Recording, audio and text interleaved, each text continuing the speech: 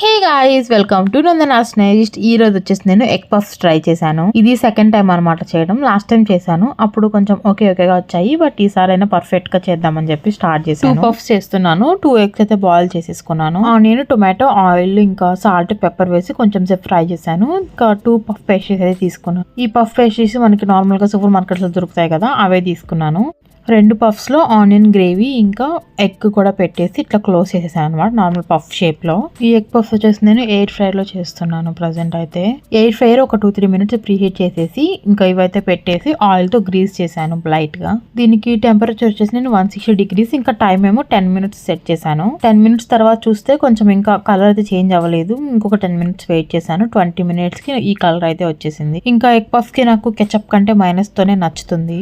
ఇంత ఈజీగా egg puff చేసుకోవచ్చు నాకు తెలియదు. మేబీ కాంప్లికేటెడ్ ఉంటుందేమో అనుకునేదాన్ని, లేదంటే నేను ముందే ట్రై చేసేది.